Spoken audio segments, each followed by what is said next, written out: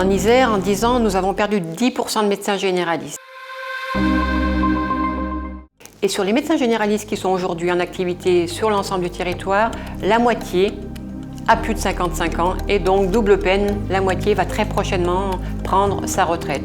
C'est la raison pour laquelle l'ensemble des élus du département a souhaité mettre en place ce dispositif Isère Médecin.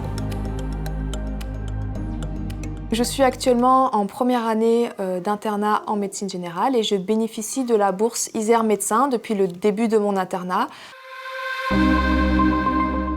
Donc cette bourse, elle représente 56 000 € au total, donc répartis sur 3 ans, que je vais toucher tous les 6 mois. Et donc en échange, on s'engage à s'installer dans une zone sous-dotée en médecins, en Isère, pendant 2 ans. J'ai pas encore fait le choix de où est-ce que j'allais m'installer en Isère, donc j'hésite entre une zone semi-rurale ou une zone plutôt, on va dire, socialement précaire. En fait, ce qui m'a vraiment convaincue, c'est la liste des communes dans lesquelles on peut s'installer en Isère, parce qu'en fait, ça touche tous les bassins de vie en fait, en Isère, en passant vraiment de la Matésine jusqu'au Pays Voironnais, le Nord-Isère, mais aussi toute l'agglomération de Grenoble, où il manque des médecins.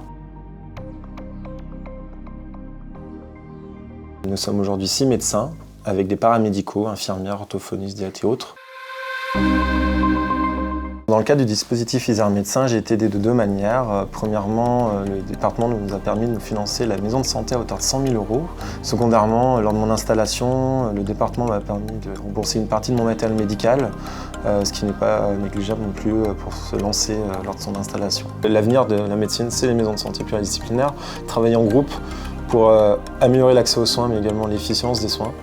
La maison de santé nous permet aussi d'attirer des jeunes médecins qui sont prêts à venir travailler avec nous, car ils ne se retrouvent pas tout seuls lors de leur premier jour, un plus non négligeable. Quand on est arrivé dans la région, on avait des enfants en bas âge et un fils asthmatique, et en fait il fallait qu'on ait un médecin sur place pour les renouvellements de traitement. Tous les médecins ne prenaient pas de nouveaux patients. Et quand la maison médicale a ouvert ses portes, j'ai téléphoné et j'ai eu le docteur Val. Pour moi, l'avantage de la maison médicale, c'est la disponibilité, la proximité, parce qu'en fait, on se dit qu'il y a toujours un médecin qui peut nous recevoir, même si notre médecin traitant est en vacances, on a forcément un de ses remplaçants et en cas d'urgence, on appelle et on est quasiment sûr d'avoir un rendez-vous dans la journée.